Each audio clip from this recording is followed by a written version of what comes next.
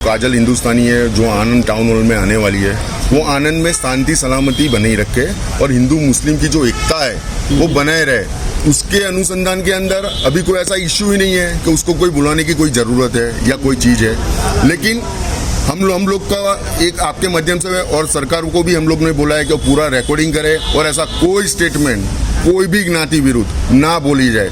अगर ऐसा ज्ञाति विरुद्ध वाक्य वो बोले तो उनके विरुद्ध कायदेसर की कार्यवाही करो और जो आयोजन करता है उनके विरुद्ध भी कार्यवाही करो। पहली बात तो आपको भी पता है कि ऐसे कोई ज़रूरत है नहीं आने की, कोई ऐसा कोई इलेक्शन का माहौल नहीं है कि उनको प्रचार करने के लिए कुछ करने, ऐसा कुछ है नहीं है। बस वो उनका जो परिपत्र है उसमें उन्होंने क्लियरली लिखा हुआ है कि हिंदू सब आएंगे, लव जिहाद और लैंड जिहाद की लंका जलाएंगे। आप खुद देखो कि ये लाइन में कितना वो कौमी एकता को बर्बाद करने की लाइन है ये। काजल बेन हिंदुस्तानी है, उनको बोलते हैं मोस्ट वेलकम दीदी, आप आइए, ना नहीं है। लेकिन अगर आप कोई भड़काऊ भाषण करती है तो आपके ऊपर आईपीसी की कलम 153 ए और 153 बी के तहत हम खुद फरियाद करेंगे।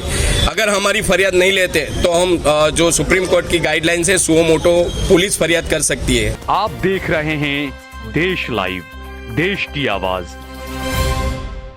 मैं सहल कुरैशी इस वक्त हूँ आनंद कलेक्टर कचहरी में और यहाँ पर जो काजल हिंदुस्तानी जो अपने आप को बड़ा हिंदुओं का पैरोकार बताती हैं और अक्सर उनके कई भाषण आते हैं, हम देखते हैं सोशल मीडिया वगैरह पर काफ़ी वायरल रहते हैं उनके भाषण।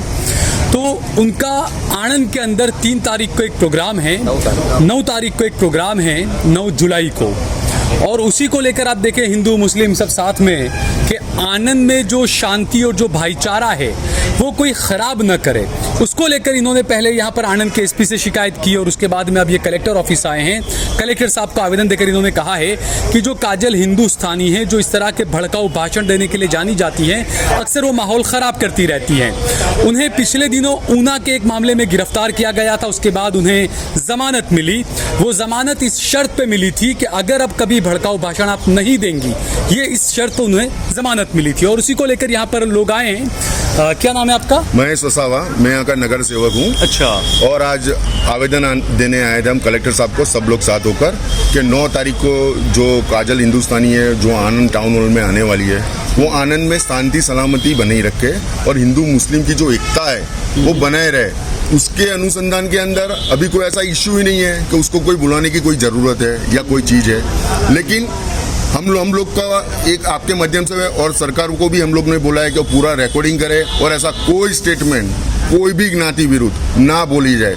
अगर ऐसा ज्ञाति विरुद्ध वाक्य वो बोले तो उनके विरुद्ध कायदेसर की कार्यवाही करो और जो आयोजन करता है उनके विरुद्ध भी कार्यवाही करो, जिससे ऐसा माहौल आनंद का कभी बिगड़े नहीं।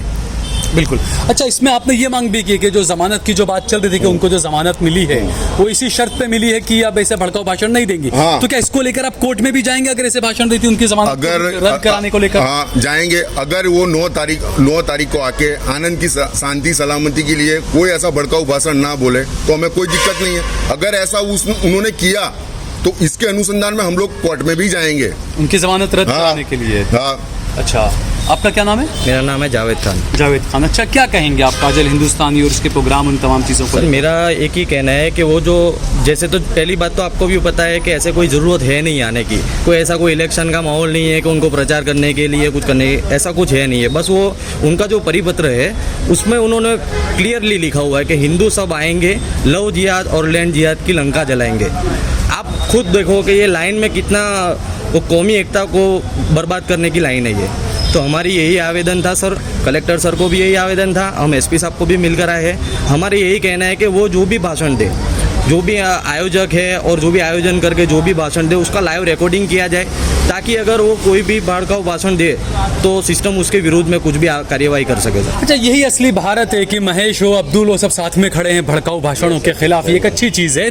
लेकिन हमने देखा कि ये जो इसका जो निमंत्रण पत्र जो है, इसके अंदर कुछ बीजेपी के विधायक और सांसदों के भी शायद फोटो वगैरह, नाम वगैरह है मेरे ख्याल से। जब ऊना के अंदर भाषण दिया था काजल हिंदुस्तानी ने इस तरह का, तो वहाँ पर उस वक्त भी स्टेज पर बीजेपी के एक एमएलए मौजूद थे उस वक्त वो कह रहे थे कि हाँ हम काजल हिंदुस्तानी के साथ में हैं, लेकिन जब काजल हिंदुस्तानी के खिलाफ कार्रवाई हुई तो उसके बाद में वो विधायक साहब पलट गए, बोले नहीं मेरा उससे कोई लेना देना नहीं है। तो यहाँ पर भी बीजेपी के नेताओं के नाम और तमाम चीज़ें कि वो भी स्टेज पर बैठे होंगे तमाम चीज़ों की, तब बैठे होंगे। और मैं ऐसा रख रहा हूँ कि जितना मैं उनको जानता हूँ कि वो होंगे तो ऐसा वर्ड नहीं यूज़ होगा, ऐसा मुझे लगता है जितना मैं उनको जानता हूँ। लेकिन वो हो और फिर भी ये स्टेटमेंट दे तो वो गलत चीज़ है। की बात कर रहे वो गलत है, वो गलत है। विधायक साहब की और सांसद की भी बात कर रहा हूँ, एमपी की। वो हो तो ऐसा नहीं बोलेंगे, अगर वो बैठे हो और ऐसा वर्ड बोल रहे हैं तो ये गलत बात है। कौन कौन है यहाँ से विधायक और सांसद? यहाँ से विधायक है हमारे योगेश पटेल बाबजी और सांसद है हमारे मितेश पटेल, कि वो लोग पॉजिटिव थिंग वाले बंदे हैं। वो जो है, और कभी भी उनको कुछ बोलता हूँ तो वो मेरा काम करते हैं। मुस्लिम समाज के लिए भी उन्होंने किया है।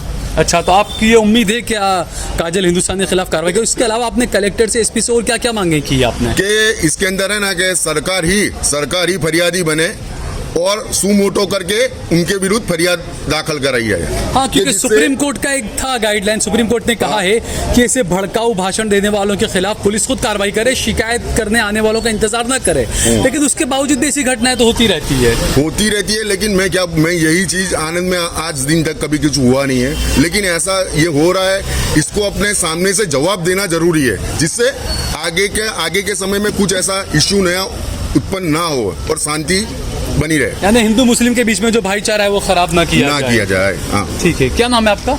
मेरा नाम किरण कुमार सोलंकी बौद्ध है जी।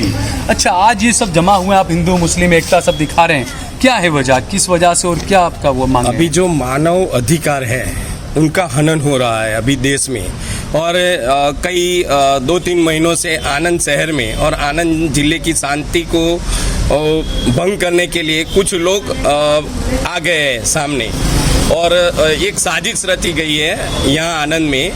भड़काऊ भाषण देके वो कोई भी तूफान करवाना चाहते हैं। सरकार से एक ही गुजारिश है, मानव अधिकारों के हकों का हनन ना हो और सब शांति से रहे। और जो काजल बेन हिंदुस्तानी है उनको बोलते हैं मोस्ट वेलकम दीदी, आप आइए, ना नहीं है। लेकिन अगर आप कोई भड़काऊ भाषण करती है तो आपके ऊपर आईपीसी की कलम 153 ए और 153 बी के तहत हम खुद फरियाद करेंगे। अगर हमारी फरियाद नहीं लेते तो हम जो सुप्रीम कोर्ट की गाइडलाइन है सुओ मोटो पुलिस फरियाद कर सकती है। ऐसे हमने अभी कलेक्टर साहब को हमने एक आवेदन पत्र दिया है, और हमारी एक उम्मीद है कि सरकार ऐसे जो भाषण करती है ये उनको रोक देगी। अच्छा, जैसा आपने बताया कि 153 है और ये तमाम चीज़ों के तहत आप मामला दर्ज करवाएंगे, लेकिन सुप्रीम कोर्ट की जो गाइडलाइन उसके अलग अगर बात करें, जो काजल हिंदुस्तानी को ऊना के एक मामले में जब गिरफ्तार किया गया, माफिया जूनागढ़ जहाँ पर उन्होंने बयान दिया था, उसके बाद में जब उनको जो जमानत मिली थी उसमें यह कहा गया था कि अब ये भड़काऊ भाषण नहीं देंगी, लेकिन उसके बावजूद अगर ऐसा देती हैं तो क्या वो जमानत रद्द कराने के लिए भी आप जाएंगे कोर्ट? हाँ, क्यों नहीं, हम जाएंगे, बेशक जाएंगे, और हाई कोर्ट में भी जाएंगे ये बात को लेकर। और जो भी यहाँ के जो भी आला अधिकारी हैं उनको भी साथ लेकर जाएंगे, क्योंकि अभी उनकी जिम्मेदारी बनती है कि यहाँ पे सब शांति से रहे। ठीक है, बहुत बहुत शुक्रिया।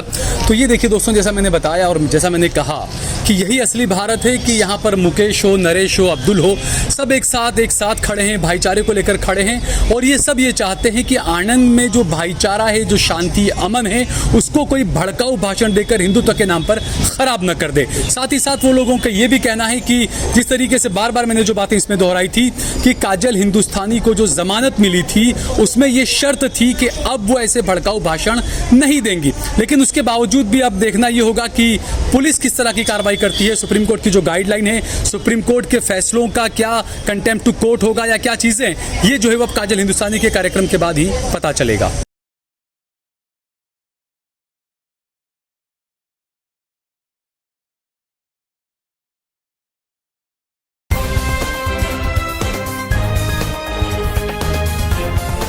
देश और दुनिया की तमाम छोटी और बड़ी खबरों के लिए हमारे चैनल को सब्सक्राइब करना न भूलें और बेल का बटन जरूर दबाएं।